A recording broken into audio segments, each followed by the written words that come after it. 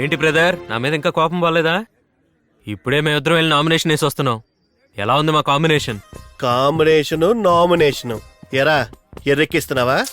ఆ రోజు మా ఇంటికి వచ్చి నా చేతిలో చేసి ఏం చెప్పావురా? ఏం చెప్పాను? నాకెదురు నిలబడని చెప్పావుగా, మరి ఇదేంటి? ఇప్పుడు కూడా నేను ఎక్కడ నిలబడ్డాను రా? మా ఆవిడే కదా నిలబడి. రేయ్ భారతంలో కర్ణుడికి ఎదురుగా అర్జునుడు నిలబడలేదురా, కృష్ణుడు నిలబెట్టాడు. అలాగే నువ్వు నీ పెళ్ళాన్ని ఇక్కడ నిలబెట్టావు. ఆ సంగ్రామంలో కర్ణుడు ఓడిపోవచ్చేమో, కానీ ఈ సంగ్రామంలో ఈ చిన్నబ్బాయి ఓడిపోడురా. ఈ చిన్నబ్బాయి నడిస్తేనే దుమ్ము రేగిపోద్ది, అదే బరిలో దిగితే భూకంపం వస్తుంది. రాకపోతే బొక్క పగిలిపోద్ది. ఎవడ్రా ఏదో సౌండ్ ఇచ్చింది? తర్వాత మీ పని చెప్తా. అవును, నా పెళ్ళానికి పోటీగా నిలబడ్డానికి మీ ఇంట్లో ఎవరున్నారా? మీ ఇంట్లో సగం మందికి చదవడం రాదు, మిగతా సగం వాళ్ళకి కళ్ళు కనబడవు.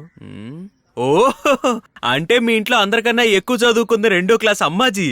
అమ్మాజీ కాదురా, నీ మాజీ బ్యూటీ.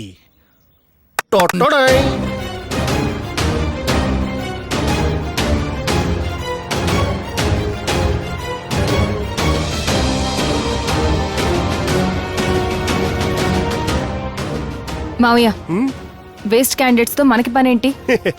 ఎంత బాగా చెప్పావు బంగారం. నామినేషన్ వేద్దాం రండి.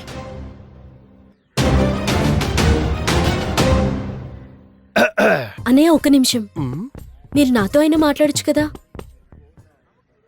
నేను ఎక్కువగా తాగిన వాళ్ళతోని ఎక్కువగా చదువుకున్న వాళ్ళతోని మాట్లాడను. Both are dangerous. సోదర సోదరీమణులారా, మీకొక విషయం చెప్తున్నాను. మనకి సెల్ ఫోన్ గుర్తు కేటాయించారు. సెల్ ఫోన్ గుర్తుకే నీ ఓటు.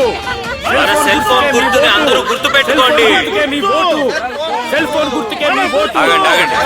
ప్రియమైన ప్రజలారా, మీకు సేవ చేసుకోవడానికి వచ్చిన నా భార్య దివ్యని అత్యధిక మెజారిటీతో గెలిపించాలి. చేతులు జోడించి నమస్కారం పెట్టు. మన ఓటు.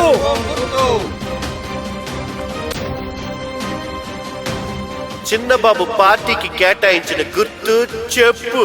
మీరందరూ గుర్తు పెట్టుకోవాల్సిన గుర్తు చెప్పు.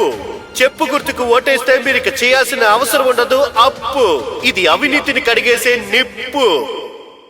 బాబు, అందరికీ తెలిసేలా నా మనవరాలకు పేరు పెట్టండి. ఇవ్వండి. ఎయిర్టెల్ అని పెట్టండి, ప్రపంచం మొత్తం రీచ్ అవుతుంది. మంచి తెలుగు పేరు పెట్టు బాబు. అవునా? అయితే ఎయిర్ శాంతి అని పెట్టండి. బాగుంది బాబు. ఎవరికి కనబడకుండా లోపల పెట్టండి. ఫోన్ గుర్తుకే మనం ఓటేద్దాం.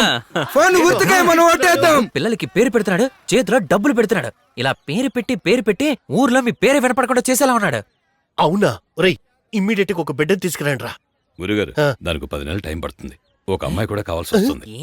సరిపోద్దా? ఇంకా బెడ్ రూమ్ కూడా ఏమన్నా ఇస్తే బానే ఉంటుందండి. ఇలా రారా. నేను ఈ ఎలక్షన్ క్యాంపెయిన్ వచ్చాను, నీ చేత వ్యభిచారం చేయించడానికి వచ్చాను. యాదవ రేయ్, వెళ్ళి తీసుకురారా.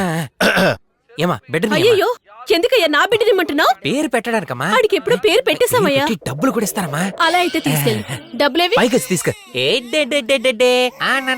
గురువా, ఈ బిడ్డకి మీరే పేరు పెట్టాలని వాళ్ళ అమ్మ ఆశపడుతుంది. అలాగా? ఈ బిడ్డ వాళ్ళ అమ్మ ఎక్కడుంది?